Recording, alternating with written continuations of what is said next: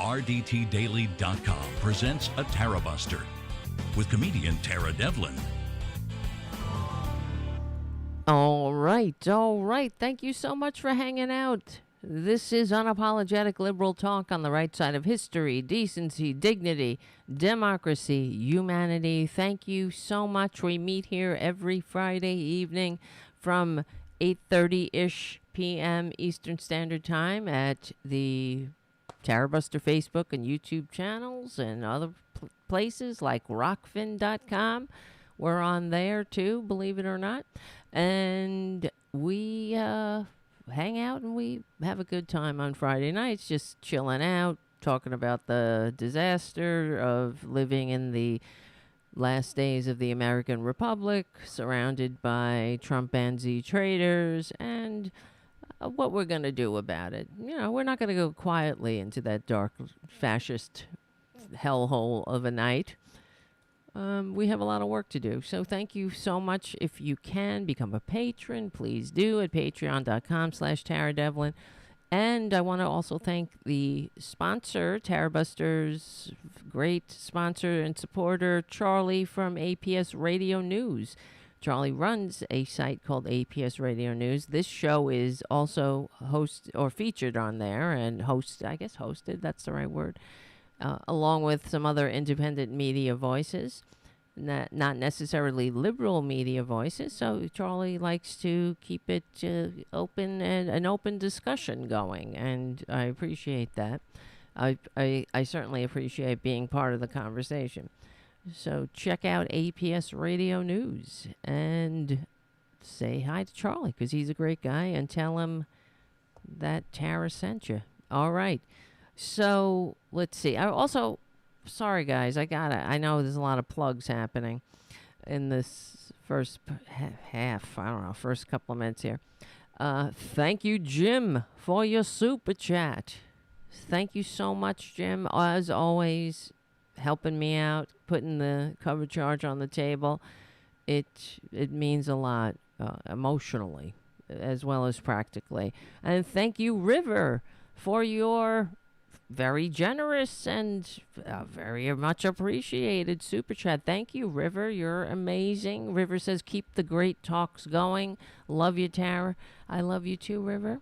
And this is one of the reasons I love doing this show, as much as I sometimes complain about it too. But I love the show because I've met you guys. You know, we've built a little bit of a little community here. And I don't take that for granted. I cherish it. So thank you. And guys, that's not the producer behind us right now. The producer is in the bedroom. That's Boo Boo, the rescue. He looks like the producer. I get them confused because they're both orange. But this is the cat that was. He was not a planned rescue. I guess that's not how they go anyway, for the most part. Somebody dumped him. He was starving. It's pathetic. It was horrible. He was, I mean, I don't know how to describe it. We got him just in time. He was severely anemic, which is a sign of, as far as I know, that his organs were shutting down. So he was out there a long time, unable to fend for himself because somebody had him. He grew up with humans, and he never learned how to survive outside. Then somebody put him outside and let him. It's like if somebody puts us outside in the woods, and we don't know what we're doing. We would struggle and starve too. So it's the same thing with them. So, God, I can't take it. He's doing good though. He's a good boy, and he has a home already waiting for him, but he needs to be fixed. He has some gastro issues going on because of his condition when he was found. All right, I'll give you the reports on Monday. He's going to the vet, so I'll give you the reports. Hopefully, we get some good reports. I'm worried about his. I don't want. Why don't I want to say the word diarrhea? I don't know. That's what he has. It's pretty bad. But otherwise, he's fine. I just got to get that under control, and hopefully it's not a sign of something else. Hopefully it's just a sign of his system coming back online somehow. And it's going to take a minute. All right, so we hung out last night on the Tarabuster weekday.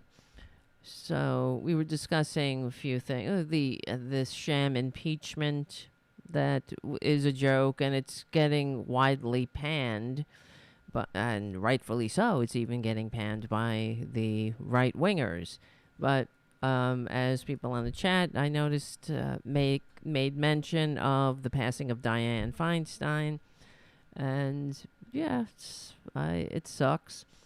I mean, I don't know, what do I say about Dianne Feinstein? I do appreciate the trailblazer that she was.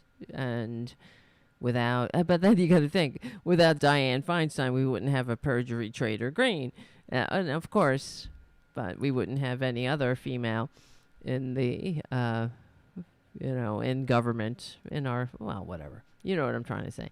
And I also, it's a shame, that she was a corporate dem. What do you want to say? Whatever.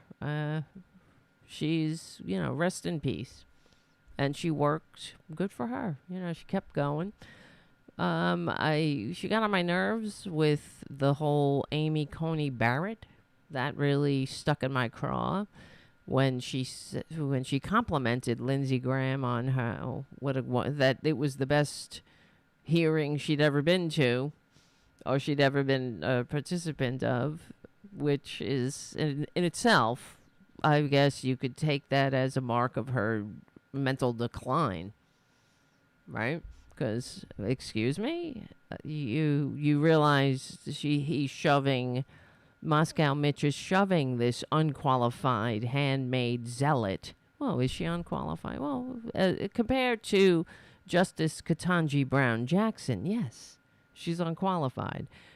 She's a loyalist. Her gift is a lifetime position on the Supreme Court to drag us back to times we thought we left in history's trash bin. That's her role. And also funnel money. Why can't I talk? Funnel money to the top, into hands of people who will never spend it in 1,000 lifetimes, and that's their role.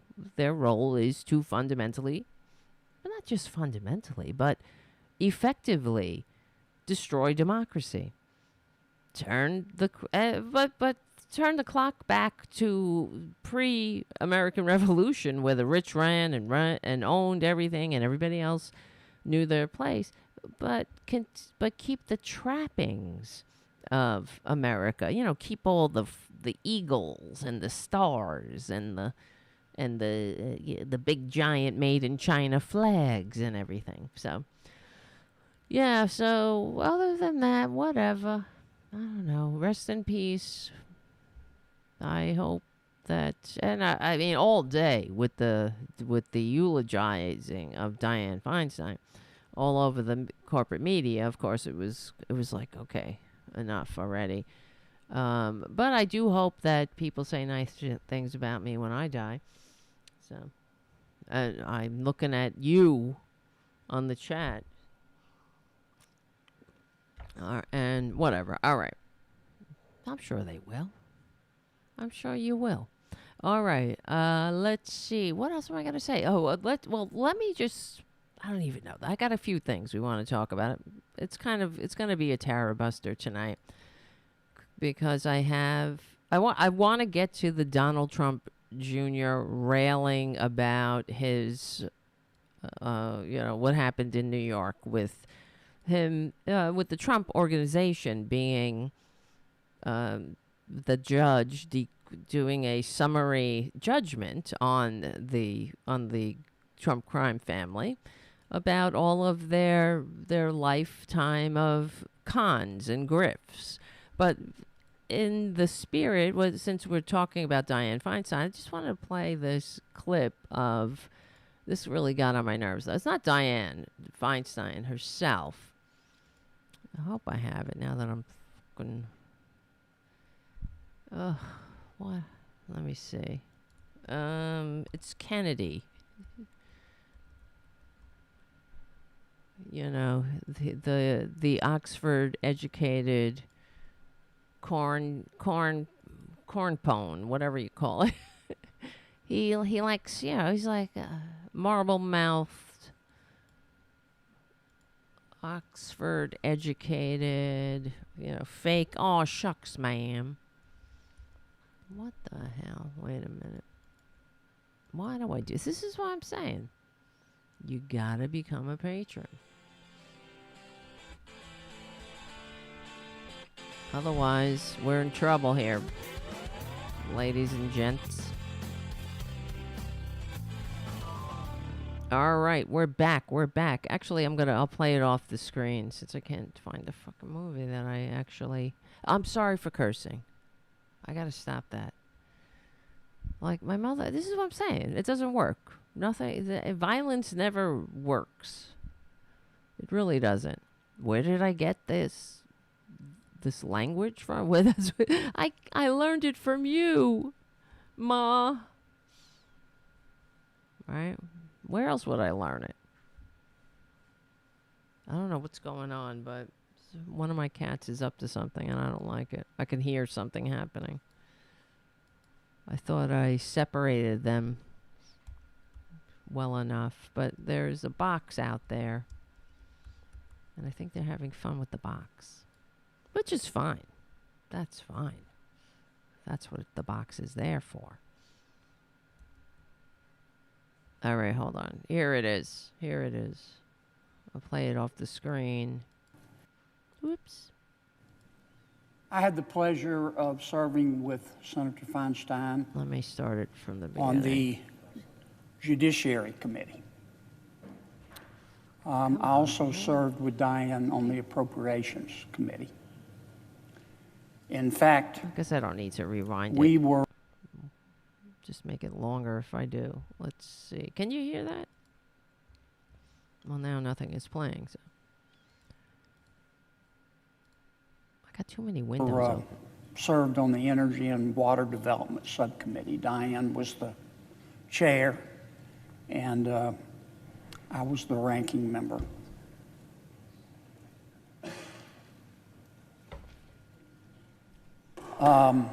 Order. Senators take their conversations off the Senate floor. Senators recognized. Diane, you died with your boots on. And I think that was one of the things she most wanted to do. Senator Feinstein and I didn't agree on much, but she was a delight to work with. Unlike you. She understood politics and government. Oh, thanks. Especially today. It takes a big heart and a lot of wind and a thick skin. Especially and with that's the Republicans. especially true today. And there are some people in this city that didn't want Diane to finish her term. Can you believe it? They, for political reasons. Political reasons. Okay. They tried to chew her up, and they tried to spit her out, and they tried to step on her. Yeah, there you go. They right? couldn't do it. Always got to attack, Diane was divide. tough as a boot. She's tough as a boot. And she wanted to die with her boots on. Well, say boot. As a member of this august body. Say boot again. Tell us about her, how she wanted to die with her boots on. But you see how what got on my nerves with this is, of course, he uses Dianne Feinstein's death as another opportunity to divide, to attack other members of the august body that he's talking about, and saying that people, they were trying to, what did he say? Chew her up and spit her out? Who was trying to chew her up and spit her out? There was genuine concern for her health. That's what I saw, and what got on my nerves with him. He's talking about, she understood politics. Well, thank you. Thank you, my lord. Well, yeah, a little lady who could understand politics and being in politics for 50 freaking years or more or whatever. And, but what always irritates me, and I suppose it happens with the Democrats too. They talk about how, they're trying to politicize this, but especially the Republicans, always talking about how, you're just playing politics. Well, what? You're in the fucking Senate. You're in the Senate of the United States. So, of course, there would be political considerations when in regard to the concerns about the health of a member of the Senate. Of course, you're going to consider what the political implications of that are and try to make adjustments, arrangements, or try to come up with a strategy. Oh, they wanted to. It's not stepping on people. It's not chewing her up and spitting her out. There were concerns about her health. We saw her. We have eyes. You know, it wasn't like she was looking good there a little bit. She had trouble with, she seemed to not know where she was. She seemed to think that, you know, I'm referring to when she was told, started to speak, and when she should have just said yay or nay, and her aide whispered in her ear to tell her just to vote yes, and she was like, vote yes, and the aide says, yes, just say yay. And she goes, yay. You know, it's sad. It's sad. But if anyone was playing politics with Dianne Feinstein's health, her condition, her life, it was the Republicans, because they had no consideration for her. They just saw an opportunity to slow down the Judiciary Committee, to slow down the confirmation of judges.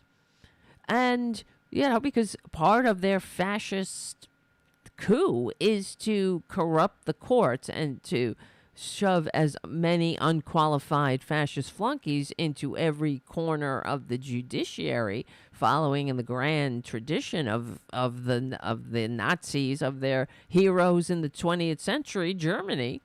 So, yeah, who was playing politics? If the shoe was on the other foot, they would sing a different tune, and that's what we know. You know, the only thing that they are consistent in is their hypocrisy. So for him to for him to get up there and talk about how dare they play politics, it's not playing politics.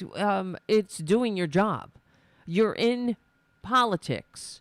You're in the Senate. What are you gonna play? Tiddlywinks? You're gonna play hopscotch? I know the Republicans. They don't. Maybe it is because they actually don't govern, so they're always playing games. So when somebody is doing the work of politics, they get upset and confused because well, this is politics, right? I mean, we're playing a game here, right? As if, for example, when he's talking about how what he's trying to say is that you're debasing yourself by considering the political implications of anything, right? You're just debasing yourself.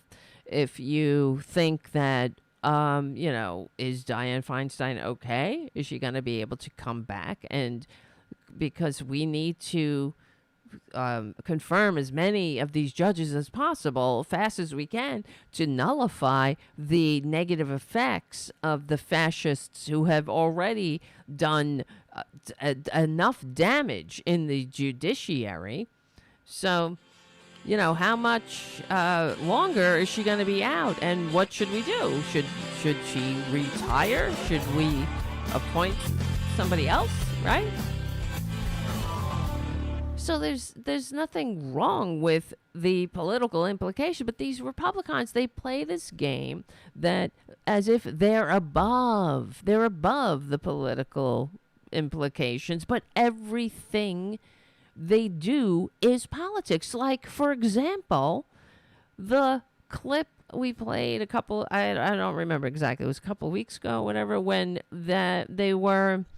when he read the pornography, or he read a sex scene from a novel. He took it out of context. It was one of the scenes that, of course, it was gay people having sex, I never read the book, but one of the panelists pointed out to him that what you're reading is not supposed to be erotic. It is a scene of sexual abuse. So, and he's like, I know that. Does he know that? No, he doesn't. He's reading it to trigger the dupes who vote Republican. And the other thing, in regard to that scene that that whole show that he put on by reading the salacious text, is chances are kids, because they're so concerned about kids would have a better opportunity encountering that senator's words, Kennedy's words, than they do the book itself in the library.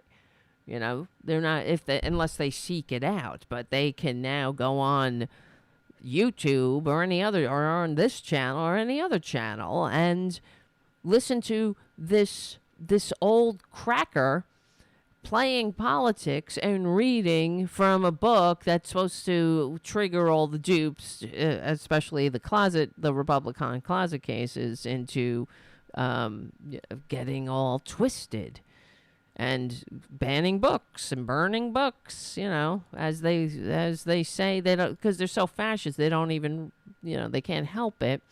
When they say, what are you going to do with all the books you ban? When one of the people in the school board's like, I don't care what you do, you can burn them. Because they can't help it. It's in them. It's inherent, right? Sorry, I had something in my throat. And so, he's talking about playing politics, and it's sort of like how he played politics that time when he was reading, not just reading the scenes from the book that were going to trigger all the Republican homophobes and self-loathing closet cases, but when he called on that person who was non-binary, as far as I know. I don't know that their whole backstory, but we went into a whole thing about it. We were talking about it because he was like, oh no, wait, let me skip over you and go to you, and he's squinting and cocking his head and Mister. What are you? Cameron. Which is abuse. It was bullying. We saw a so-called senator of the United States, debase himself and bully a youth who sat there with dignity and grace and resignation, with the look on their face like, I've been through this before. It was almost, it seemed like they knew the routine, that they were, I generally have to take this abuse from high schoolers. I never thought I'd be abused by a senator, a grown-ass senator, in front of the American people. But the fact is, he did that. Why? For politics. He did it as a signal to his other dumbasses, to the Republicans. It's a way of saying, I am as hateful as you are. I am as vile as you are. You're safe. You're in your safe space with me. Me and you, we all hate the same things. We hate the same people. So, yeah, there you go. It's right wingers. They have nothing. You see, they have nothing. They can't even put their bullshit on the shelf for a minute to legitimately and sincerely eulogize one of their colleagues without dragging in the nonsense. It's always an opportunity to drag in to advance their political agenda. Right? So there you go. That's what pissed me off about that. I just can't take these people. Really. I really can't. Because they're vile. Here, and speaking of, right before we started the show, I don't know, Trump, the con man, Trader Trump, is going out there, and this is another reason the corporate media is part of the problem. It's like they never learned the lesson of 2016. Like Les Moonves said, Trump may be bad for America, but he's good for CBS. I almost said CVS. I wish it was CVS. Just stay at CVS in the stock room. But they're doing it again. Yeah, they're covering him as if he's a legitimate candidate and not. We haven't seen what he's up to. Calling to cancel the Constitution, calling for the execution of the General Milley, calling for the execution of people on MSNBC and NBC. He's a fascist. He's a traitor. He hates America. He hates. This is why he is Putin's favorite puppet, as we were talking about yesterday, because nobody could have done as much damage. Putin could never dream of killing 1 million Americans in 4 years, but Trump did it. He could never dream of sending his troops to storm the Capitol, but Trump did it. He wants to. Putin would love to take a dump in the Capitol, but Trumpansies did it. Trump's minions, they did it. So we're not dealing with a good person. They talk about make America great. How are you going to make America great when you're not even good? You're not good people. Make yourself good first. And then you can start maybe working on the country. Do yourself this is what I mean. Go get the help you need. Take your ass to a shrink.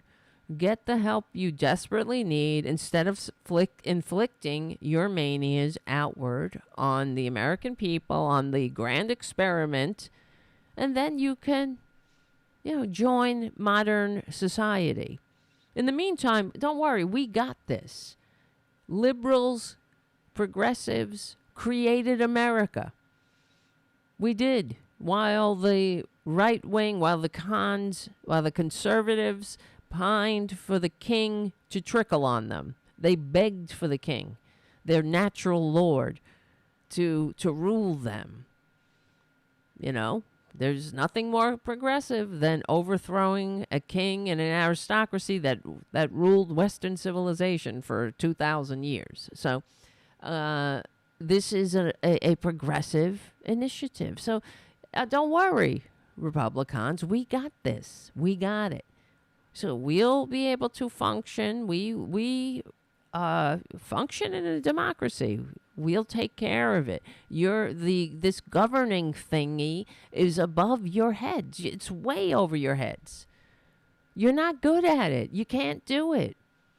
You don't want to do it either. Look at what you're doing. You're shutting down the government again for no reason. That's the other thing, because they can't help it. They're calling this the Seinfeld Shutdown because it's about nothing. It's about nothing but hurting the American people. And that's all. And they minimize it. They don't have any ideas. They have nothing to offer. The only reason I don't know why people vote for them, but the majority, the Trumpanzees are in a cult. We know this. They need their cult leader to save them from the scary complex world of others who don't know their place. And they get their entire identity from the con man. So they're not going to bust out of that bubble because they are in a cult. It is very difficult to deprogram people from a cult. There's no difference, really, between the Trump cult and like Scientology or Nexium or, Jim Jones.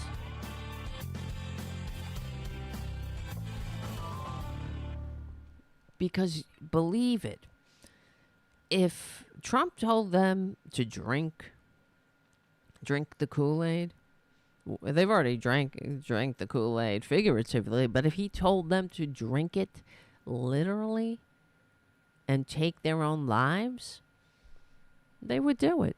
There's no doubt. Some asshole hung a sign, or I've showed this before when I went to the first arraignment when Trump was first arrested in New York City for the financial fraud.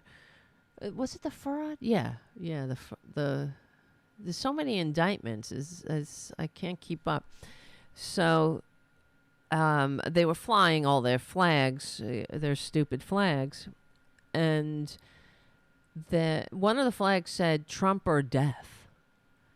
And it's one guy. I think, I don't know if this flag is catching on, but I've seen this guy. He lives in New York who has this flag. I'm not sure if this is a flag that's catching on. If a lot of people are flying this flag, I might be wrong. I'm assuming it's this one person. I don't know. But anyway, they flew the flag at, I think it was Yankee Stadium or something. All of a sudden, somebody unfurled the flag. It was on Twitter, and they were like, oh my God, they've unfurled a Trump or death flag here. And all I could think is, you promise? Trump or death? Don't get me excited here. You promise? Because that would be like it doesn't have to be a literal death. It would be a figurative death. Take your ass out. Just take yourself out of the equation. Just go. Go Galt. Go to a desert island. Go to the woods like the Unabomber. Go. Trump or death. Pretty please. Because Trump is not gonna get elected, and I'm not jinxing it. I know we keep hearing how he's neck and neck. Well, that's the corporate media's fault too.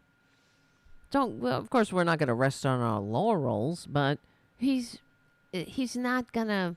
I mean, look at the headwinds. Look at what's happening.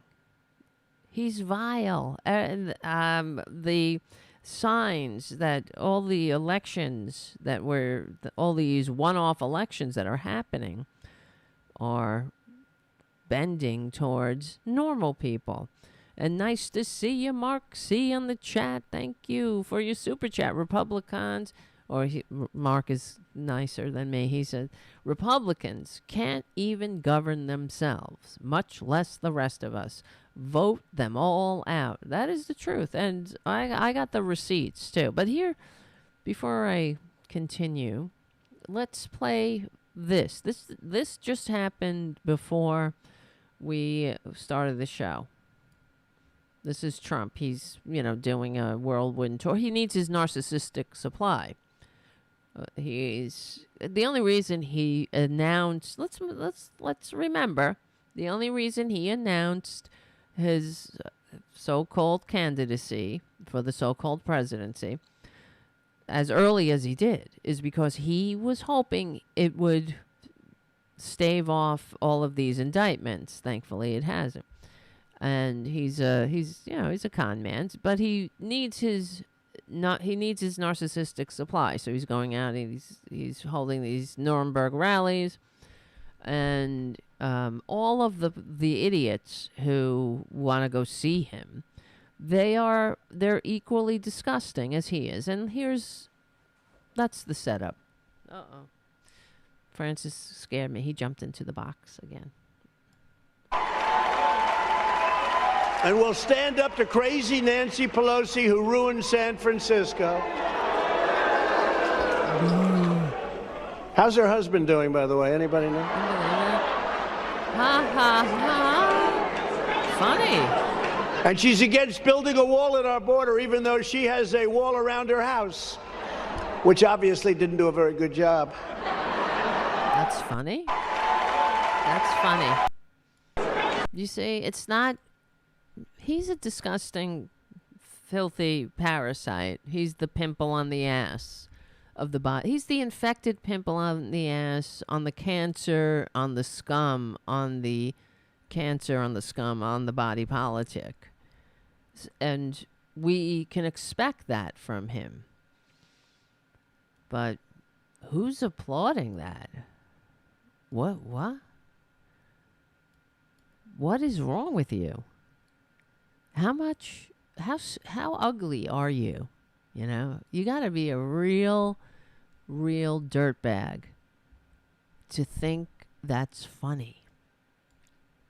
You know, to think that you're mocking the assault of some scumbag. I mean, the scumbag who committed the assault, attacking. How old is Paul Pelosi?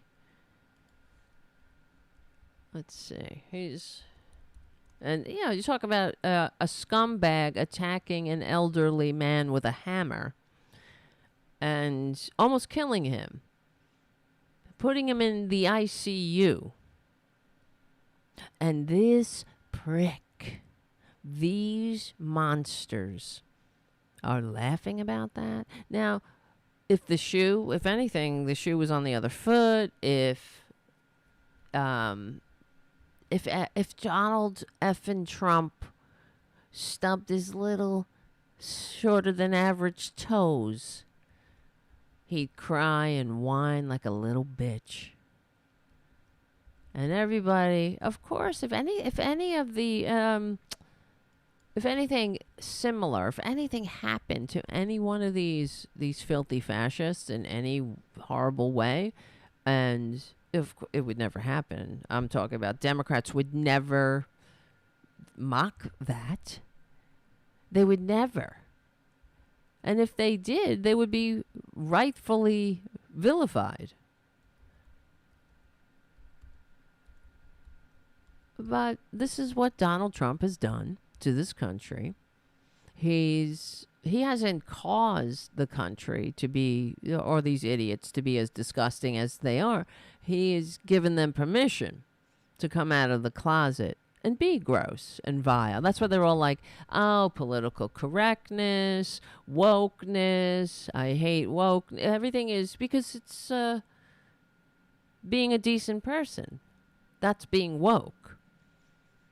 They can't keep up. They can't keep up with modernity, with civilization. They are disgusting. Oh my God. Stop with Nicole Sandler on the chat. I love Nicole Sandler. What do you keep asking about Nicole Sandler? Every fucking text here. Jonathan. Nicole Sandler. Nicole. I love Nicole Sandler. She's great. What are we doing about it? What about Nicole? Nicole. What about her?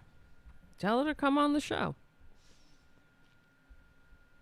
Jonathan, you should call her. I'm not even saying that. That's not facetiously. Say you should go on Tarabuster. I would love to do a show with her. I think I was on her show once, actually. Now that I'm saying this, we talked about patriotism. That was a long time ago, though. We were talking about reclaiming patriotism, which is one of my boogaboo. What's not boogaboo? It's one of the things we talk about on the show. It's one of the topics that it's about time we reclaim patriotism. And because Republicans are not patriots, wearing a stupid star and an eagle doesn't make you a patriot. Saying shit like this, saying things like hardy har har, some elderly man got hit with a hammer in the head and almost died. Ha ha ha ha ha. That's not a patriot. These people are disgusting. They are disgusting. And that's really the only question or the only frame the corporate media should view what's going on through. The lens should be, what's wrong with these people? Not, hey, what do you think? I mean, this is what we were talking about last show. The CNN debate, whatever, focus group, whatever you call it. What do you think? What do you like? What do you think about Trump? Who do you think is going to beat him? What's going to happen? You like, did you vote? Like all these Trump voters. When the only question to them should be, what's wrong with you? What's wrong with you? I'll be right back.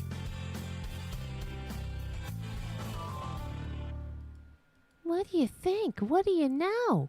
Blah, blah, blah. Friggin' focus group. You gotta focus. Why don't you take them into group therapy? Forget the focus group. Asking them, who's your candidate? Well, I like DeSantis. What do you like about him? He's a book banner. He's a book burner. He's a fascist. He's a showman. He treats people like dirt. His state is a joke. He puts con men in positions of authority. He doesn't care who dies. He has an abhorrent rate of COVID death in Florida, especially after the vaccine, because he discouraged people from getting the vaccine, and he's doing it again. He wants to kill the people of Florida. He doesn't care who dies. He's just a horrible person. And everybody can see it. Except them. Because I guess they have to be, they got to be validated in their horribleness. He allows Nazis to rally. I mean, what are you going to do? But he says nothing about them. He doesn't condemn them. Nazis rallying outside of Disneyland. He likes that. He goes after Disney. What a tough guy, right? What a tough guy. They're so tough, Republicans, meaning they're weak. Like like Senator Kennedy picking on a young person who comes to testify before the Senate,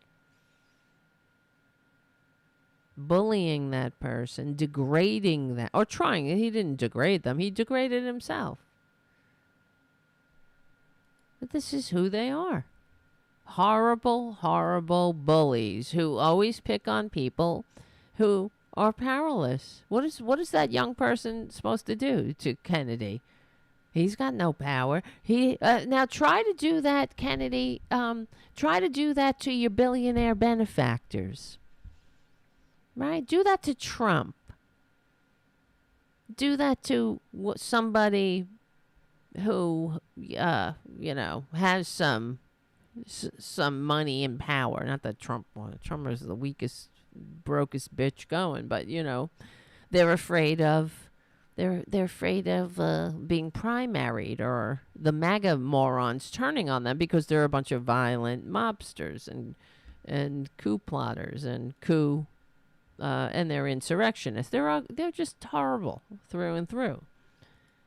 But this is Republicans, they're, Jesus this, Jesus that, while they kick down on the powerless, kick up and kiss up to the powerful. Everything Jesus told them to do, right? The joke. They're such, they have nothing. They bring nothing to the table but ugliness. And I'm frankly sick of it. I know we all are sick of it, but the country is sick from it. And I don't know how much long we're going to take it. I really like the freshman Democratic representatives like Jasmine Crockett, like Representative Moskowitz. These stars. There are others. That are doing, they're just kicking ass, and they're doing such a great job.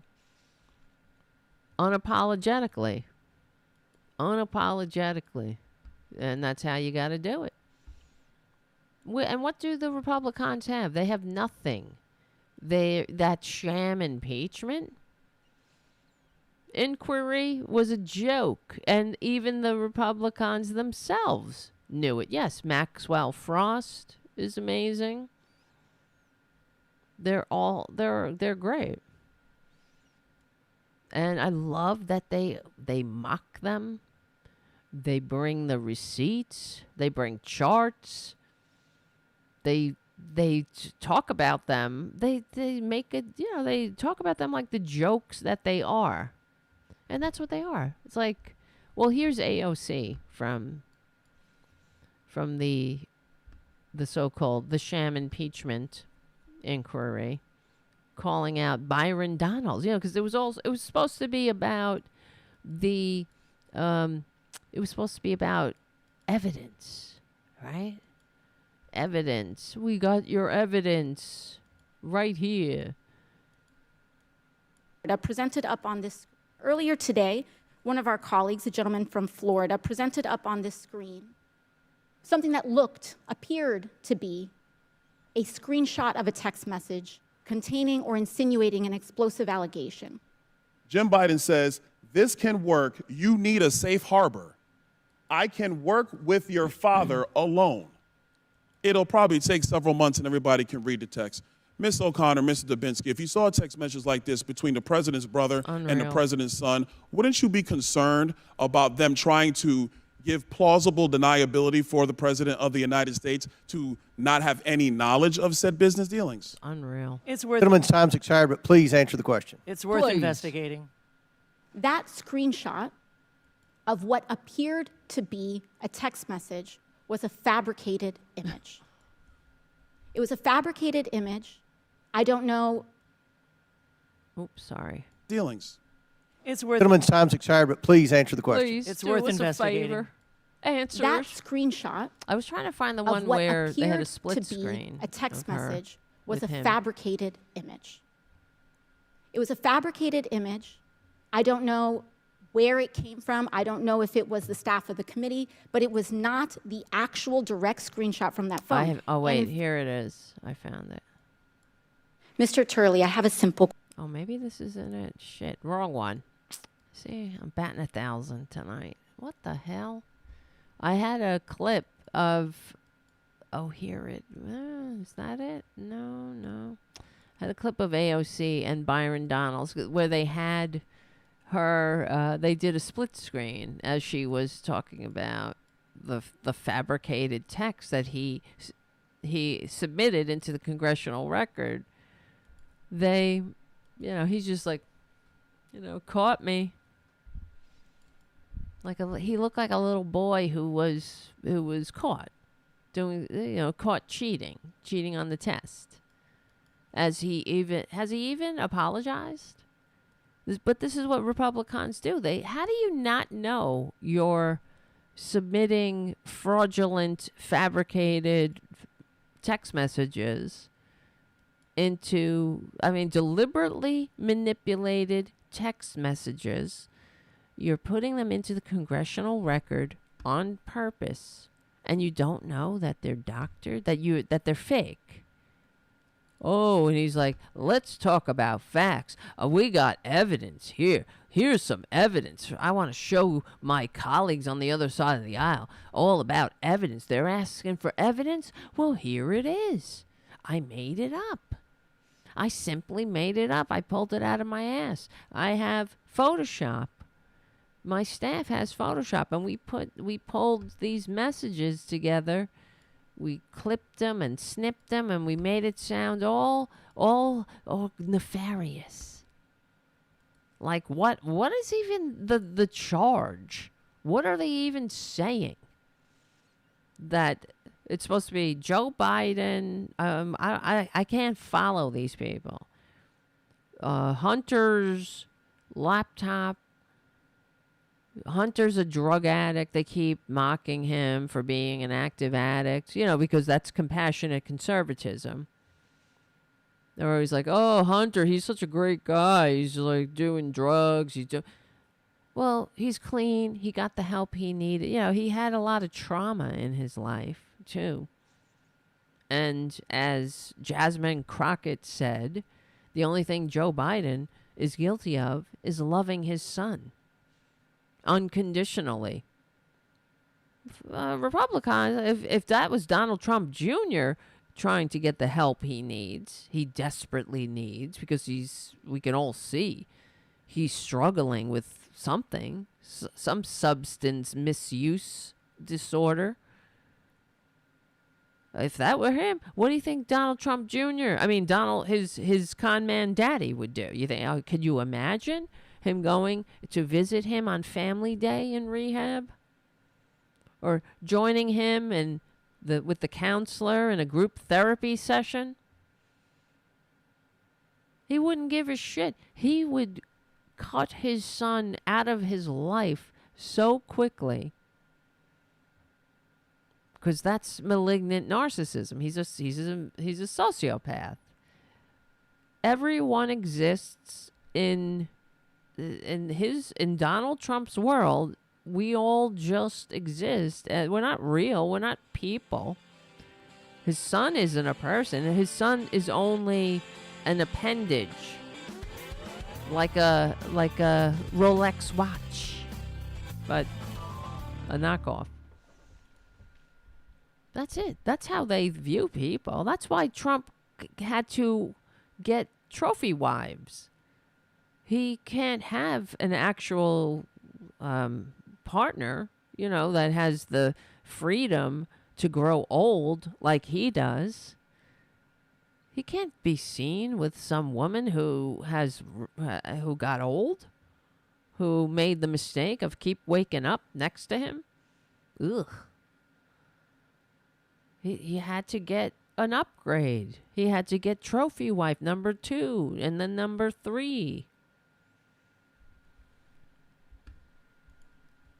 Jesus Christ. These people are beyond belief. But that's, I was looking earlier. Did Byron Donalds say anything? I was looking it up. I was asking the AI. I was looking on Google. Has he said anything about submitting fraudulent texts into the congressional record? And so he was so animated about it too. He was so adamant. Like, you on the other side of the aisle, you're asking for facts, you're asking for evidence. Well, I got some evidence for you right here. Here it comes. Here comes the evidence, right? I made it myself. But as the impeachment, sham impeachment inquiry is going on, The official RNC, or the official Republican Twitter account, tweets Hunter's, what did they tweet? Hunter Biden's laptop is real. Okay. So's my laptop. Is it real or is it not real? Is it a hoax? Maybe it's a hoax. I didn't know. Okay, whatever. So they're saying that I don't even know what the crime is. He traded on his name when Joe Biden wasn't even the president or the vice president. He traded on his name and got a cushy job. So, okay, this is shit that happens. Have you met Ivanka Trump? She was actually an official advisor to the con man when he squatted in the White House despite receiving fewer votes. So, but let's all get up in arms about nothing. They still can't link anything to Joe Biden. But that's the other thing. He's supposed to be this bumbling idiot he's a bumbling idiot with Alzheimer's, but he's the head of a criminal organization that is making millions on a son who's addicted to crack. His crack addict son is really raking in the dough to his not drug addict, but his Alzheimer'd out dad. They're such clowns. They are clowns. Clowns. Yeah, Trump squatted in the White House, Jim. Or squatted on the White House, exactly. He squatted like they squatted in the Capitol to defecate. That's what you do when you're a patriot, right? You defecate in the seat of power, of democracy, of the citadel of democracy. Incredible. All right, let me see. What time is it? Let's do this before we lose our Progressive Voices friends. Because if you listen on Progressive Voices, you're not hearing the whole show on Friday. There's a whole other half an hour after you leave. Is it a half hour or maybe more? No, it's a half hour, I think. And it's good. You should come over. You should come to youtube.com/see-for-channel/Tarabuster. You should also become a patron. That will help at patreon.com/Taradevlin. I'm going to open up, I swear to God, I'm going to open up the YouTube. I don't know what it is. You can join on YouTube. I don't know. I got to do so many fucking things. That's why I'm telling you. I can't do it alone. All right. So let's talk about this friggin' Donald Trump Jr. went on Charlie Kirk. See, that's what also gets on. So when I get bitter, sometimes I feel bitter. Not really. I don't know. Am I bitter? As you can see, I need my shrink. Am I bitter? No, I'm not bitter. I'm processing it. I've had a lot of therapy, so I can check in with my feelings. Am I bitter? No. I am. It's not bitterness. It's frustration. That's what it is. About the fact that, let's say, the likes of a Charlie Kirk, a C.J. Pearson, or all these other, a bunch of horrible people. They all get big billionaire funding. They get help. They don't have to say, please become a patron. And I'm out here. I can't even get help from I don't know, Progressive Voices. Somebody better call Progressive Voices for me and say, why aren't you playing clips of Tara's show? It's pissing me off. I told you guys. I submit clips of this show, and it says the time, it's like 2-minute clip, 3-minute clip, and I never hear them on Progressive Voices. I feel like I'm going crazy. And then I write them. I'm like, why am I not hearing any of my promos? Well, they're being played. I'm like, well, I listen to Progressive Voices. I have not heard one yet. I haven't heard it. I'm like, are you gaslighting me? It's really getting on my nerves. As you can tell, I'm talking about it. And that's what I'm saying, because it feels like another example of how liberals just don't help each other in this little world, except for Mike Malloy and Robin Kincaid and Tom Hartman. Those are for me, those who are, help the most or put their money where their mouth is. Others, I'm like, it gets on my nerves. So that's why I'm like, please become a patron, please. I'm like, if somebody could help here, too. Why am I talking like this? I don't know. I talk like a New Yorker. The more I get frustrated. I am a New Yorker. All right. Let's talk about, let's pour our frustrations into this. Donald Trump Jr. rants about the New York fraud verdict on Charlie Kirk. Who doesn't have to say, please become a patron. All right, come right back. We're going to do this story. It's going to be good.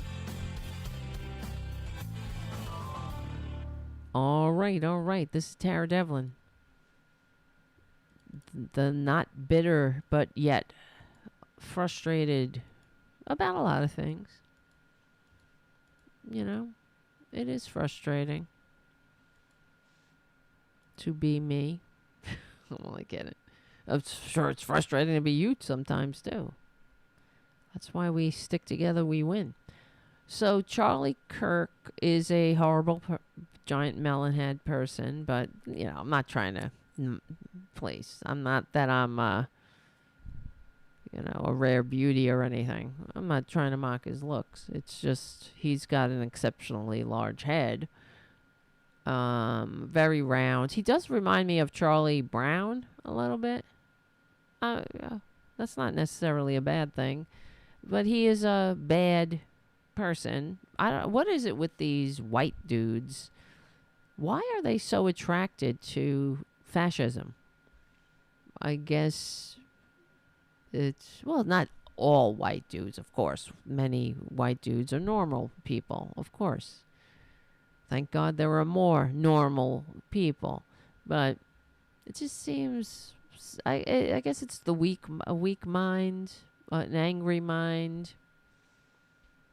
I watched this documentary. I know I'm getting off track again. This is Tarabuster, after all. About what is his name? Anders Breivik, the right-wing mass murderer who killed, I think, 70-something people in Norway. And it was like a window into what we're dealing with. I mean, nothing like that has happened yet, and hopefully it never will. But this person who was absolutely and completely radicalized by the internet found like-minded fascists, morons, hate-mongering, unhinged, violent kooks online, and would get together online, and how he planned this grand gesture that was supposed to guide people to his manifesto that was all about hating Muslims And the right wingers in general, they're not, they don't go that far for the most part, right? Thankfully. But it's there. The seeds are there. They plant these seeds of hate and division and discord and fear. Like, you're under attack. You're being annihilated. You're being replaced. That's the shit that was going through this terrorist's head. You're being replaced. And all over his ridiculous manifesto was all about how there were calculations in this amount of time. The entirety of Europe is going to be overrun with Muslims, and there will be Sharia law everywhere. And so he killed children to wake everybody up. And thinking he's the good guy, doing it for love of country. Unreal, though. It reminded me of what we hear all the time. We hear this. The great replacement theory. What is that? You're not being replaced? Democracy is not a zero-sum game. It's not that if more people become registered to vote, that means you're being replaced. You have your vote. They have their vote. And I have news for you, right-wingers, that just because somebody crosses the border and gets asylum, that doesn't mean they can vote. They don't vote. You got to be a citizen to vote. And that takes years and years and years and hoops and years and years and years. I know people that became citizens of this country. My friend Miho came here from Japan. She wanted to be here. Thank God she is here, I gotta tell you. We're lucky to have her. She's a good person who wants to be here to help this country. And I'm like, I don't know what the hell, what's wrong with Japan? I would go to Japan. At least I can get health care. And she just laughs. But she said she always wanted to live here. Okay, she's here. She's a good person. But it took years. She just got her green card. But she's been here over a decade. And yeah, it doesn't. I don't think you can vote with a green card, right? You need to be a citizen. Let me see. I don't know this. Can you vote with a green card?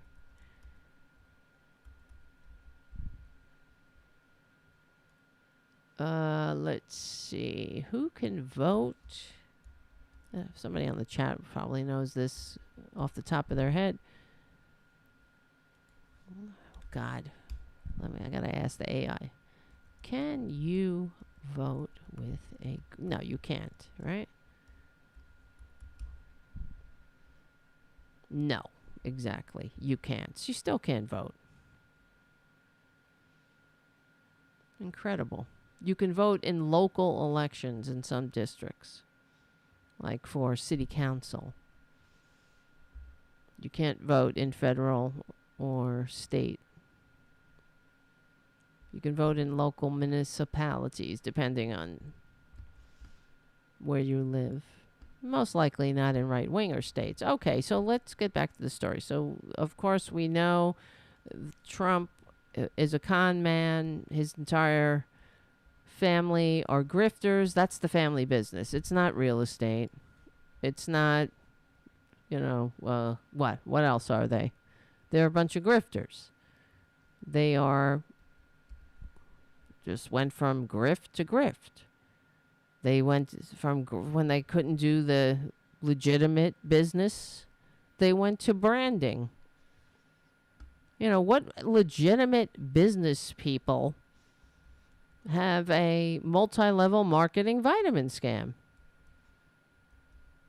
Is that's not a legitimate, when you're a legitimate billionaire, I know he likes to say he's a billionaire. He's a billionaire up his ass is a billionaire. He would do anything. He would lick a billionaire's ass to be a billionaire. And you know that's the truth. He debases himself. He's a disgusting parasite. But anyway, we went over that earlier. I had the receipts too, but his business model is fraud, and finally it's catching up to him, and he might and I hope so. Oh my God, he might lose all of his Trump properties in New York, and that's great. Good. Wait, I'm just looking something up. The whole family are a bunch of grifters. I was thinking about this. What legitimate business woman, look at here's Ivanka. Is that what you do as a legitimate businesswoman? You're a legitimate real estate developer and you want to be taken seriously. So you put yourself in high heel shoes, in a bathing suit, and go to a New York construction site. That certainly isn't a sanctioned safety protocol, I think, for any construction site. You should at least have a hard hat on. But they're a whole bunch of clowns, like the rest of the clown show. So it's just branding, right? They're so disgusting. So Donald Trump Jr., and this is what the right wingers are doing. They're excusing the fraud by, I guess, they're repeating. It's sort of like how they repeat the lie that Trump won, that the election was stolen, which it wasn't. And they're repeating Trump's lie that everything is exactly worth what he said it's worth. They keep saying that moron is worth billions of dollars. No, it's not. I'm sorry. Facts are facts. And they are attacking the judge. Of course, they're attacking him on his looks. They're saying, oh, the judge is ugly. Because that has standing in a court of law, apparently. No one's more ugly than them, though. Ugly through and through, to the bone. So Donald Trump Jr. went on Charlie Kirk to complain. And let's start there. Joining us now is Donald Trump Jr. Don, thanks for taking the time. You and I were texting last night. This is an outrageous ruling. Letitia James just appoints a judge, not even a jury, who comes in and tries to basically close down all the Trump businesses. Don, take as much time as you need and walk us through it. I've never seen anything like this. Poor baby. Yeah, honestly, Charlie, Oh, shit. Joining us now is Donald Trump Jr. Fuck. You and I were texting last night. This is an outrageous ruling. Letitia James just appoints a judge, not even a jury, who comes in. He's a big shot. He had to. We're texting. I'm a big shot. I have connections. Tries to basically close down all the Trump businesses. Don, take as much time as you need and walk us through it. I've never seen anything like this. Yeah, honestly, Charlie, I've been in real estate for a long time. I've never seen anything even like it. I mean, this is sort of like the start of the Bolshevik Revolution, right? We don't like you, so we're going to confiscate property. We don't like you. See, here's what happened. The judge there's summary judgment because there's no need for a jury. The jury doesn't have to. What is it? What are you going to do? It's a document case. Everything's in black and white. They don't need a jury for that. The judge, what's the rebuttal to the fact that you inflated your property when you wanted to get loans, and you deflated it when you wanted to pay taxes. What's a jury going to do about that? There's an appraiser. They're saying, oh, the appraiser's crazy. Everyone's out to get them, supposedly. Because according to them, they could simply say whatever they wanted to say, because if the property is worth, this is what they're saying, the property is worth whatever somebody wants to pay for it. So if a Saudi billionaire comes in and wants to give you $2 billion for your Roach Motel, that's what it's worth. So they live on Fantasy Island. I'm sorry, that's not how it works. But a so-called real estate magnate in New York City would know that, right? But these people are clowns. They're frauds. You know, real estate developer who wants to be taken seriously doesn't behave like Donald Trump. Now tell me, or their whole family, like Ivanka, you wouldn't have a picture like that of somebody who wants to be taken seriously in a bathing suit in a construction site with a jackhammer. It's ridiculous. And I'm telling you, show me where, show me the video, show me the articles about how all the real estate developers in New York got together and they were like, wait, we got to get Trump in on this. Notice that when the actual legitimate real estate developers of New York develop real estate, Trump is nowhere to be found. He's a clown. They're not inviting him because he's a joke. He's not real. He's the con man who got a reality TV show. He played a real estate developer. He played a successful businessman on reality TV. You don't see actual legitimate billionaires, successful businessmen with multi-level marketing vitamin scams. They don't need to do that. They don't need to sell their brand. They don't need to sell their name.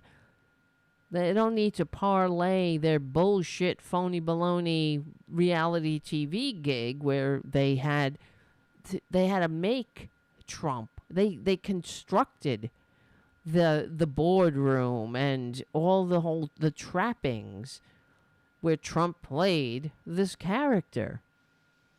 Because apparently when they went to Trump Tower, it was a Roach Motel. It was ramshackle.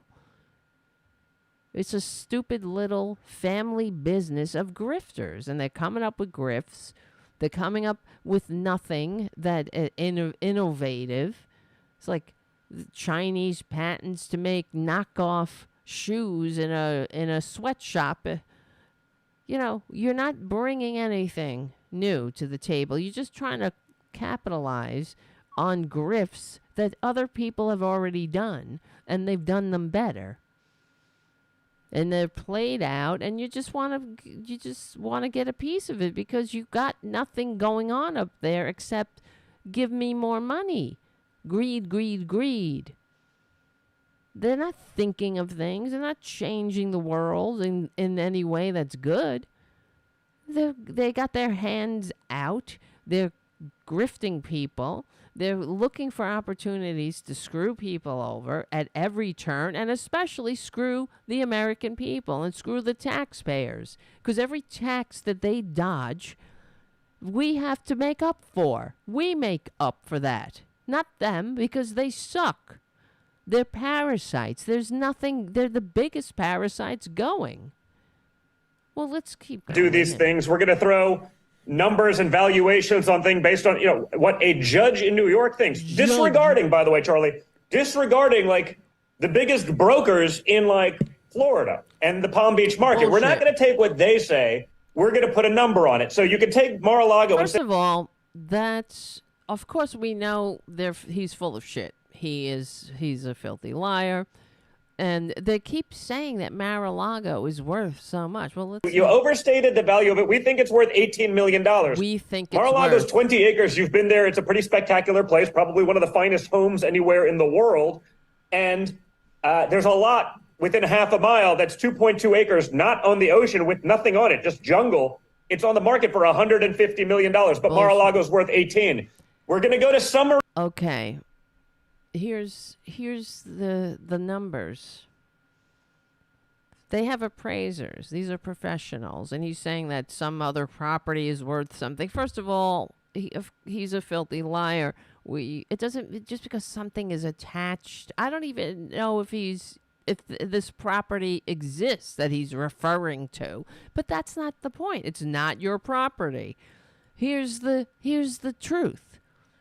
And I looked this up. If Donald Trump bought, what did I write? I said, I asked the AI, when did Trump buy Mar-a-Lago and for how much? Donald Trump bought Mar-a-Lago in 1985 for $5 million.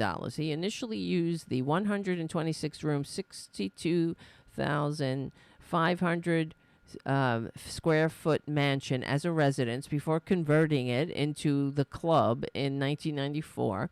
Trump paid millions more to purchase Mar-a-Lago antiques. His family, because that's what he likes to do, he pays top dollar for everything. He pays retail because he sucks at business. He doesn't know how to negotiate a deal.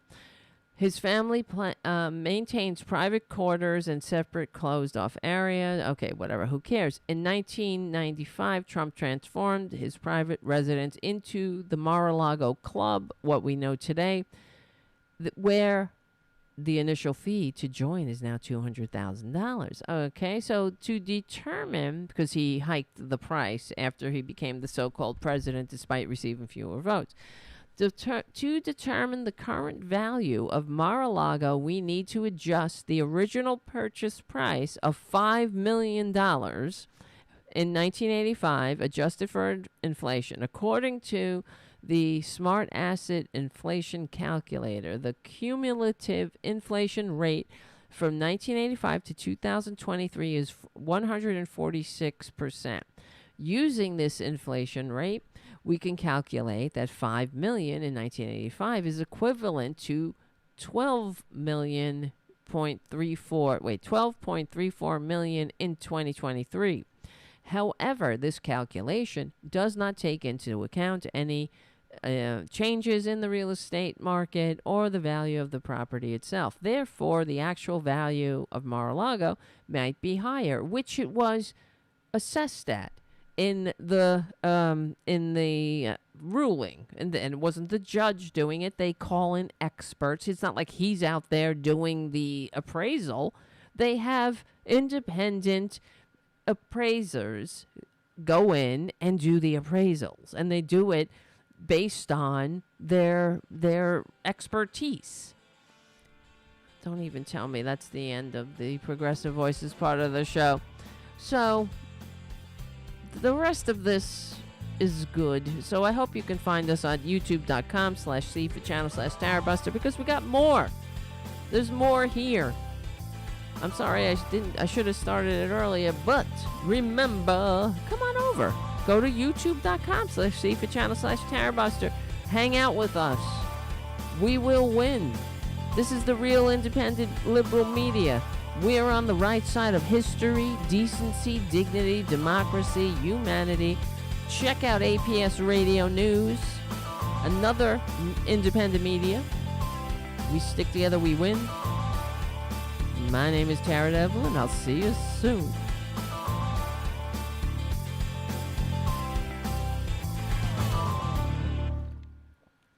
That snuck up on me, man. Look at good boo-boo behind me. So, all right. The point is, they're whining. They're saying it's worth $2 billion. It's 1 point something billion. It's spectacular. It's billions and billions. Why not a trillion? A zillion. How about a zillion? It's worth a zillion. So according to the whatever, the ruling, the summary judgment, then that's the reason they could do that is, like I said, you don't need a jury. You don't need the jury to go through what and agree to the document. The fraud is in the paperwork, and it's right there in black and white. You signed your name to it. Crime family. You lied. It's catching up to you. You are unfit. You're unfit to be entrusted with a corporation. There's no right under the law. I mean, in general, just from on high, it's not the unalienable right to be a corporation or an LLC, and who is engaged in systemic fraud. That the fraud that steals from everyone, that steals from the people of New York. Being a corporation is a privilege you don't get. It's not a shield to stop you from being accountable for your crimes. But that's what they think because they got away with it for so long. Judgment, Charlie. We don't want a jury to be involved in that because that doesn't fulfill the narrative. We're going to disregard expert testimony. We're going to disregard the witness. We're going to bring nobody's Don disregarding Jr. anything. No one disregarded anything. And he's complaining about bringing Don Jr. in. Well, Eric Trump went in there too. They all testified. Ivanka. And Eric Trump took the fifth over 500 times. And what does that say? We all know how Trump feels about people who take the fifth, right? Fifth Amendment, Fifth Amendment. Oh, it's terrible. It's terrible. Who takes the fifth? No one takes the fifth but the mob. That's what he said. You're not taking the fifth if you got nothing to hide. You see, the mob takes the fifth. If you're innocent, why are you taking the Fifth Amendment? Your staff taking the Fifth Amendment, taking the fifth, so they're not prosecuted. Fifth Amendment, Fifth Amendment, Fifth Amendment. Horrible. He took the Fifth Amendment. Trump took the Fifth Amendment. They all did.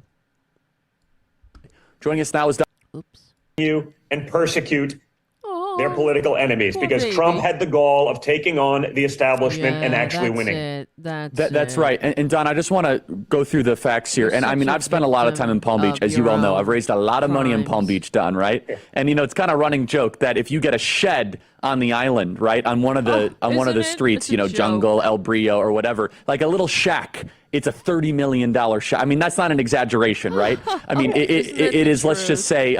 There's funny money valuations in Palm Beach. And so this judge says that Mar-a-Lago is worth 18 to 30 million. I guess the only benefit is that, your father's real estate bill, not a tax Charlie bill, Kirk. property tax not bill. Charlie Kirk, the professionals who are hired by the court. Not the right-wing fascists crybabies who think they're being picked on when their crimes catch up to them, who can't seem to make a buck unless they can steal, unless they can grift and steal from the American people. They just can't seem to make a legitimate business. That's why they want to corrupt government, because they got nothing. They know how inadequate they are. They need the grift. Because they can't do it legitimately. They have nothing in their heads but give me more. They're just parasites who suck like leeches that are never satisfied. So they'll do anything. It's like it's like a crack addict. They make fun of Hunter. At least he got clean. He looked at himself. He got his he took a fearless and searching moral inventory of himself. When are these guys going to do that? There's never enough for them. They need more money. And when you're in the grips of addiction like that, like greed, the sickness of greed, you'll do anything. You will create fraudulent documents. You'll sign your name. You'll any way to stiff people. You'll stiff workers. You'll promise them a certain amount to do a job, and they'll think, wow, this is great. And they'll do a great job for you because they're hoping to have to be forming a business relationship. Like there was a carpenter who was hired by the con man, by the Trump crime family, to do work at the tacky casino that he bankrupted.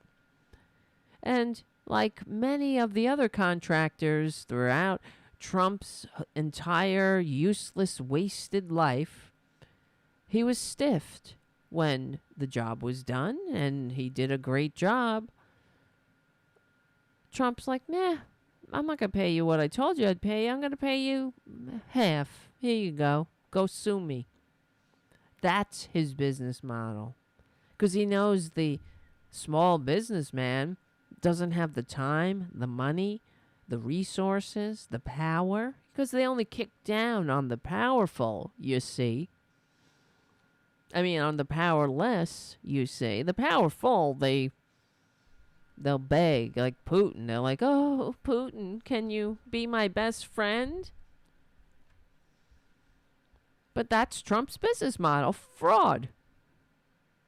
Well, he goes on. It gets, what gets me is that see if you can hear in Donald Trump Jr.'s rantings where he openly admits to committing the crime and frames it like he's a victim. Is going down big time. That's a minimum multi-billion-dollar property. I mean, it's well known. This is not private. It's well known. That Ken Griffin bought like $400 million of lots right next to Mar-a-Lago, right next to the Bath and Tennis Club for $400 million.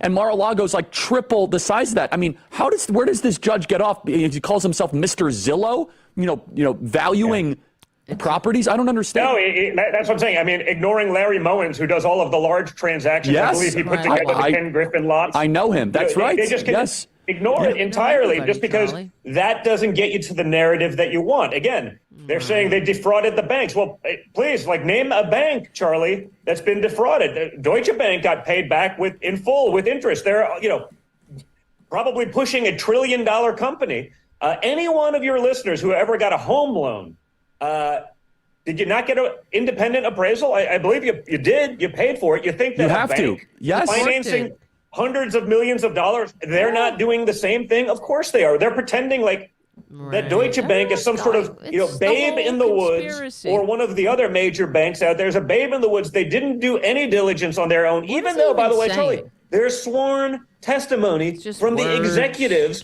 who handled the loans that, of course, they do their own independent appraisal. Of course, they understand that there's disclaimer language written on all of these financial statements, et cetera, et cetera.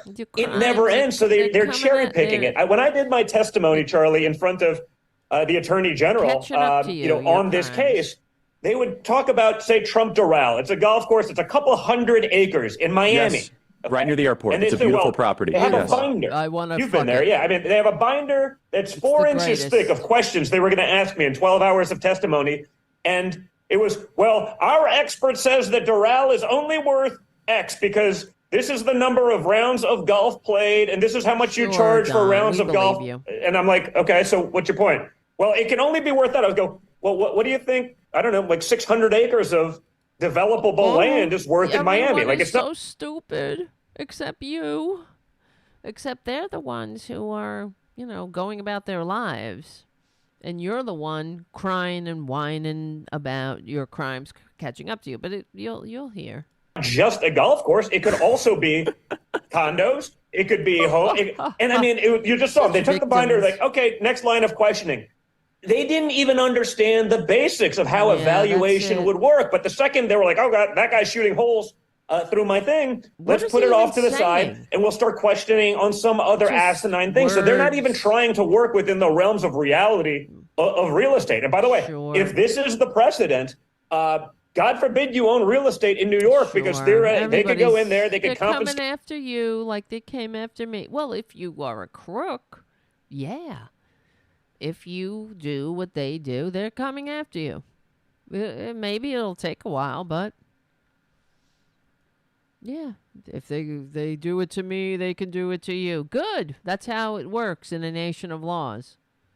All of your real estate, they could shut down your businesses. They could they're trying to say that's the whole thing with when you are licensed by the state, you operate under you operate under an agreement. You have to stay within the boundaries of that agreement. You can't use your business to be a fraudster, to make fraud on the people of New York. You can't rob the people of New York. You can't be you got to be a legitimate business. Theoretically, if you read the thing, if I own my cabin upstate in an LLC because that's a corporation, that's just voided. So I don't know who owns. Isn't that so? He's all right. I'm sorry. Let me roll it back a little bit because I interrupted it. I mean, they're trying to say theoretically, if you read the thing, if I own my cabin upstate in an LLC because that's a corporation, that's just voided. So I don't know who owns my cabin that's paid for in full and whatever it is. If you had a okay. Oh, it's because that's a corporation. So you created a shell company to shove your cabin upstate into so you could dodge taxes and avoid taxes as some kind of scam. You know, most people don't create shell companies and put their homes and then go, oh, that's a corporation. Yeah, that's a corporation. So if it's part of your fraudulent business, your fraudulent Trump organization, oh, it's too bad. It's on the chopping block, too. Just because you tried to use it, you tried to shove it in this LLC in a attempt to screw the taxpayers of New York out of taxes, out of the money that we need to have a functioning society, you know, to keep the buses, the trains, the things going, the roads that you use, the courts that you use. You know, when you say to people, sue me, they got to go to the court that we all as citizens fund when we pay our taxes, which are the price of admission to a civilization. They pick up the garbage, the police force who protect your ass. Oh, yes, they love the police, but they always cry about defunding the police. They're defunding the police because they don't want to pay. They don't want to pay for the police. They don't want to pay their fair share. They just want to suck all the benefits out of civilization, but they don't want to join. They don't want to pay. Like babies. You don't expect the babies to pay, though, because they're not capable of it. But we expect somebody who says he's a great businessman, a real estate developer. It's incredible. Oh, my God. It's in a corporation. Just because you go like this, yeah, it doesn't mean it goes away. Oh, they're going to come for my house upstate because it's in a corporation with scare quotes. Yeah. Did you make it a corporation? Or does doing this nullify the corporation? It's like the same thing. You know, it's a corporation of convenience, I suppose, like how Trump's everything. Like he's 6'3", 215 pounds. He he grew 2 inches and lost 25 pounds in 2 months.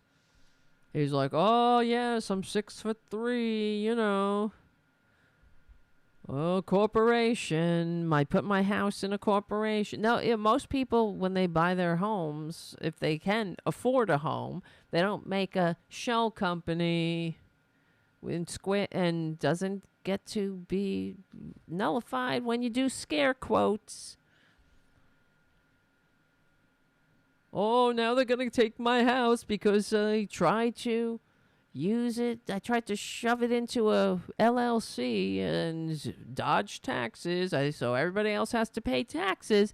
See, everybody else has to pay their property taxes, but not the corporation, right? There's probably some loophole in there or something. You know, there's something that allows him to dodge something, to dodge his fair share.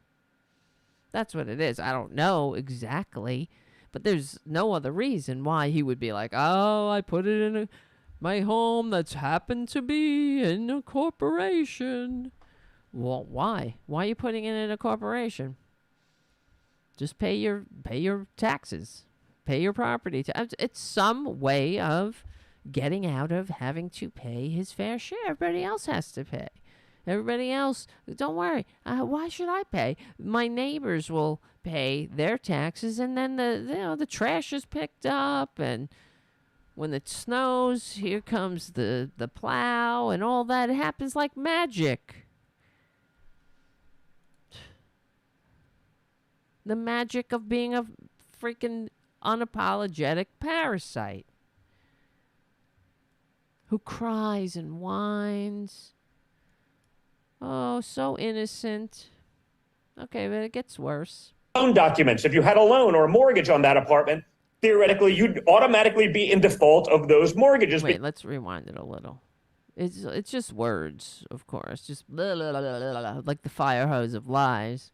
Golf course. It could also be condos. It could be home. And I mean, you just saw them. They took the binder, like, okay, next line of questioning.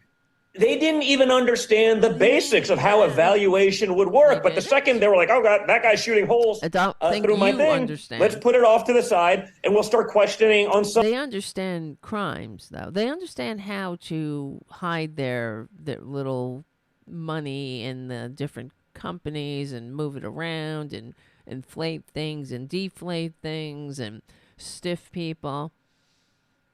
They know how to not pay their own way, like everybody, like Uncle Clarence Thomas.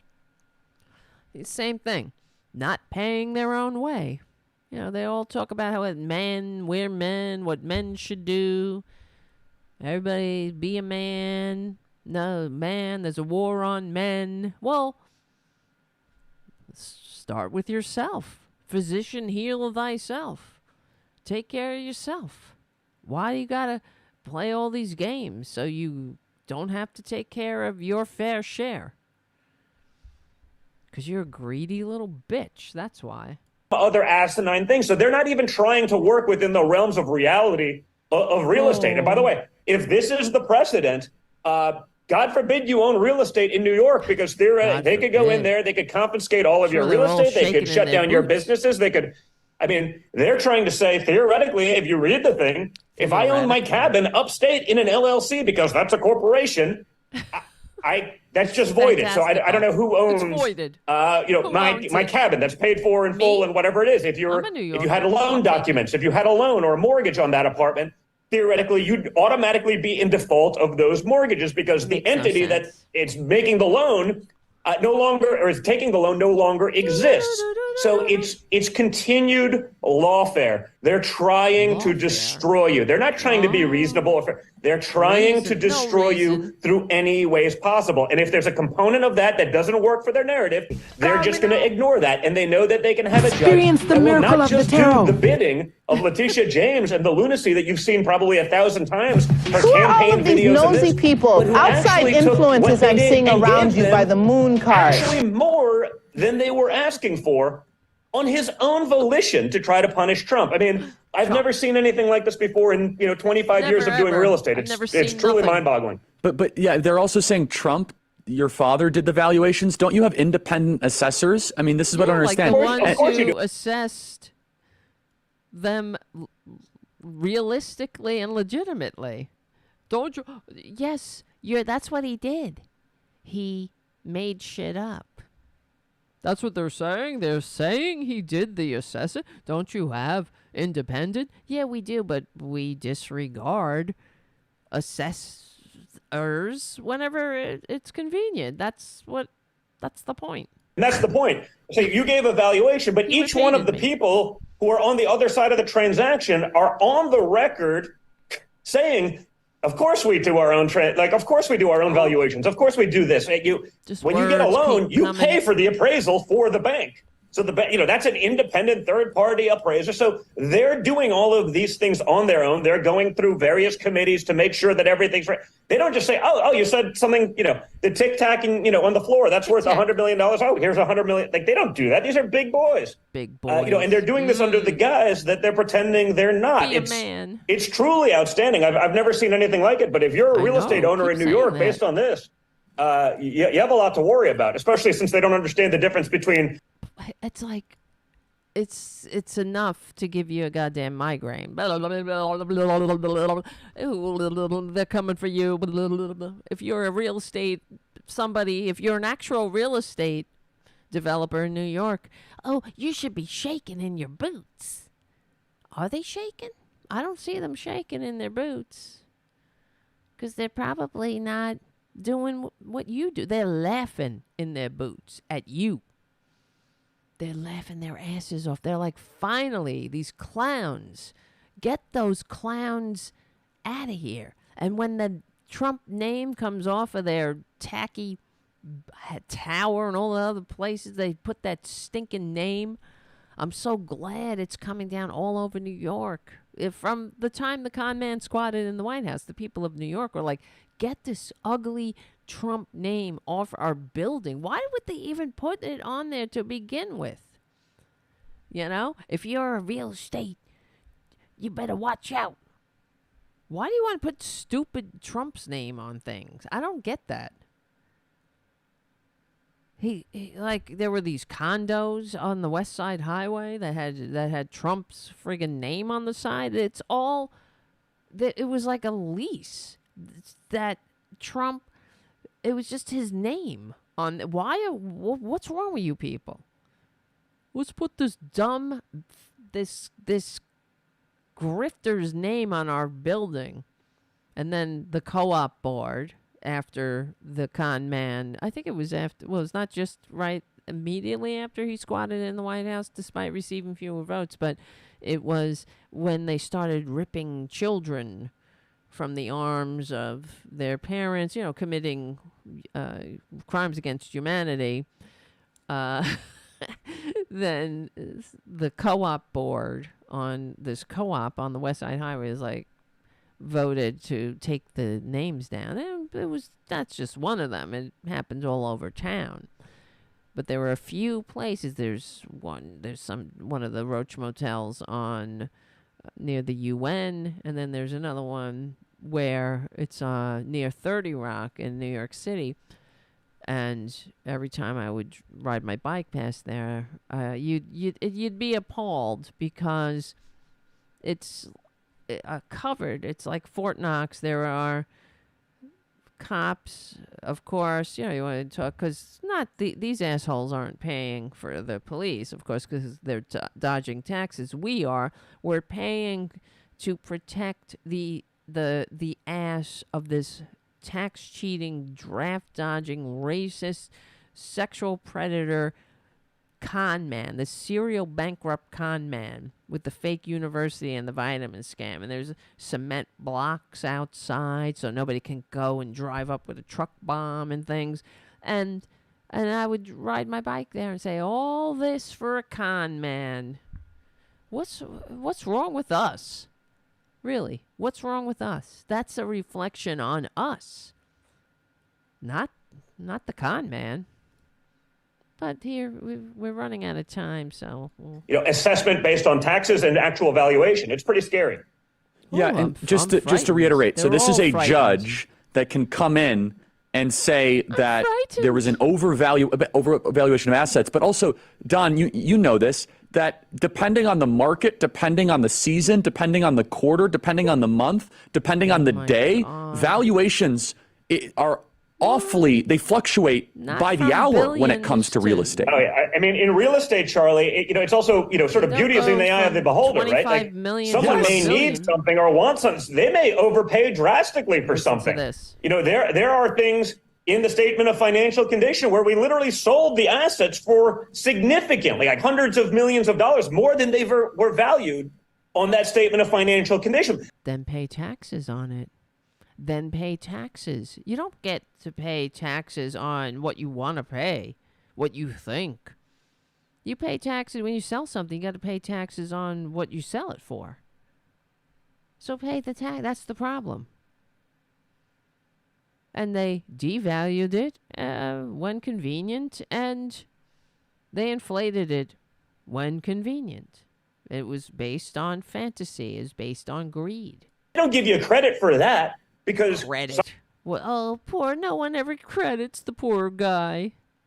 Something changed in the market. It made it go more. It made it go whatever it may be. This changes, you're right, on an hourly basis or based on demand. Or someone looking, someone's doing a 1031 exchange. They can save taxes, so they'll overpay for something now to be able to not have to. Listen to this. See, I want to. All right, let me rewind it a little bit. Someone may need something or want something. They may overpay drastically for something. There are things in the statement of financial condition where we literally sold the assets for significantly, like hundreds of millions of dollars, more than they were valued on that statement of financial condition. They don't give you credit for that because something changed in the market. It made it go more. It made it go whatever it may be. This changes, you're right, on an hourly basis or based on demand. Or someone looking, someone's doing a 1031 exchange. They can save taxes, so they'll overpay for something now to be able to not have to pay tax on it then. Okay, did you hear that? I thought when I was listening to this, I was like, overpay for something now, so to not have to pay taxes on it later on. That doesn't sound legal. So I looked it up. Is it legal to deliberately overpay for real estate to not have to pay taxes on it later on? No. It's not legal to deliberately overpay for real estate to avoid paying taxes on it later on. Overpaying for real estate does not exempt you from paying taxes on it, and it may even result in a larger tax bill when you sell the property later on. Additionally, overpaying for taxes means that you are essentially giving the government an interest-free loan. So you will not get money back when you file your return. Property taxes are calculated based on the value of the property, and they tend to rise over time. If you believe that your property tax bill is incorrect, consider appealing it, blah, blah, blah. So, but the fact is, that's illegal. You can't deliberately overpay for something so you can avoid taxes. Everything is a scheme with these people. Everything is a scam. It's incredible. And he says it like it's normal, but this is because that's just normal for them. They're grifters. They're con men.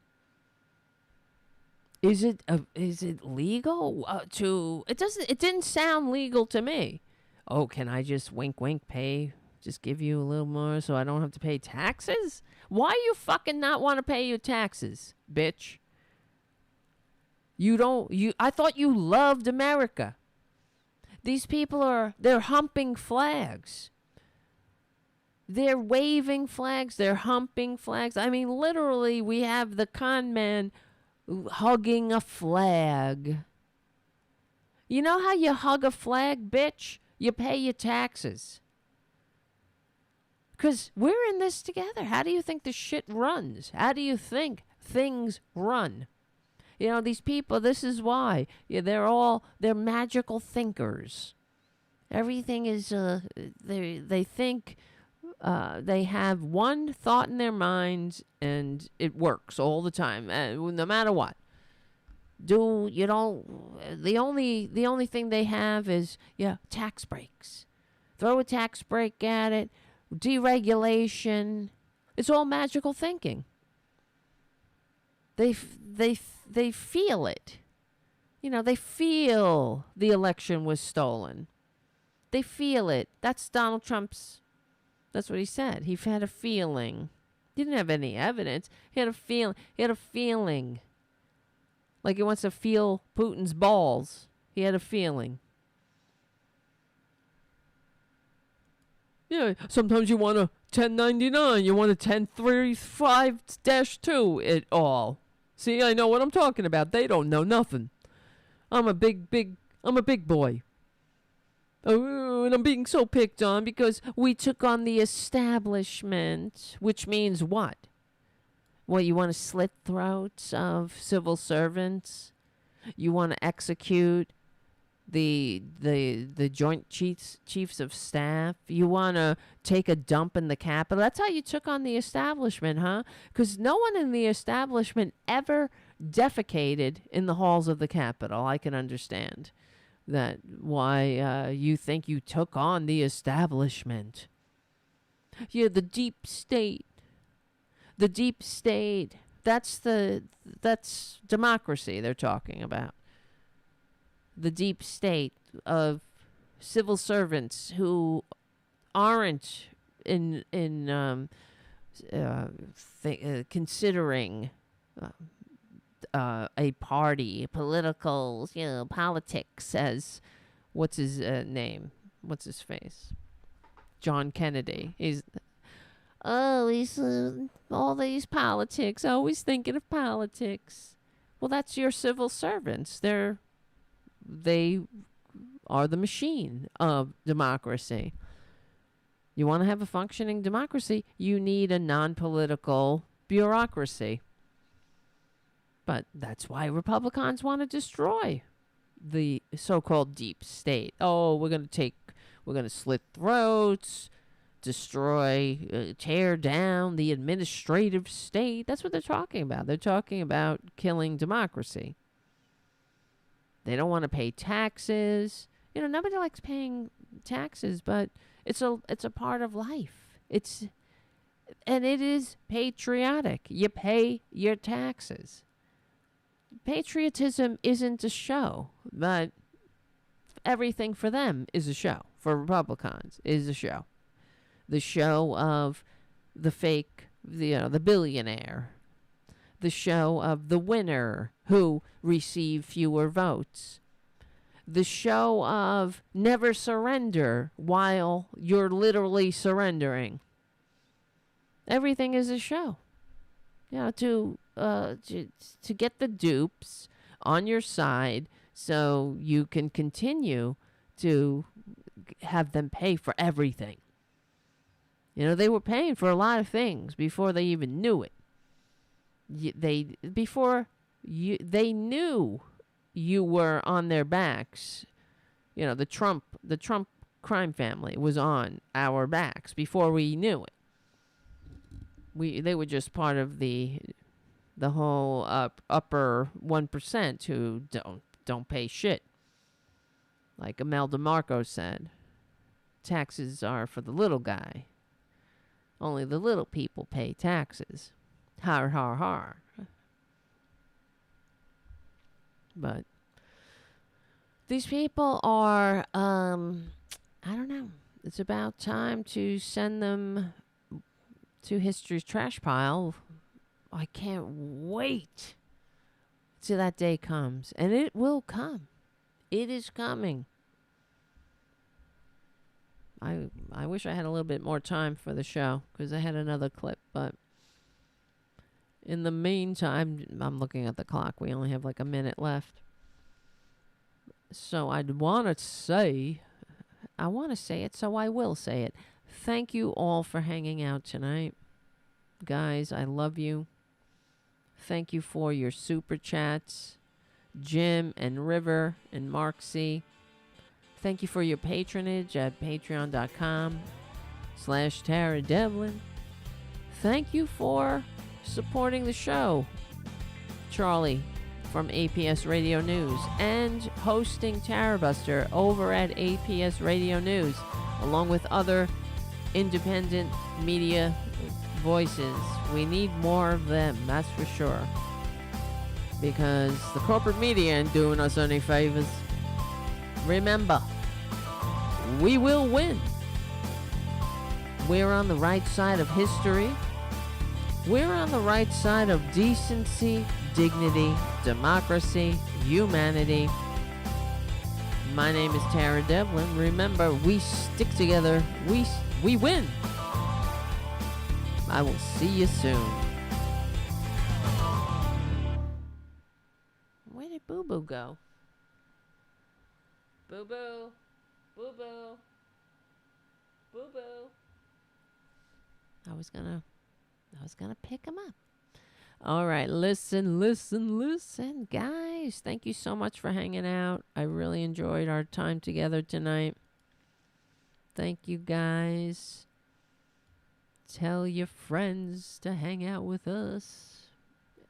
I'm very itchy. My arm is very itchy from the injury. All right, guys, I love you. I love you. I love you.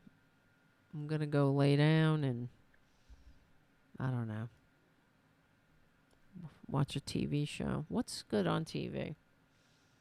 I need to escape. Sometimes that's what I like to do, escape my life. I guess that's what we all like to do.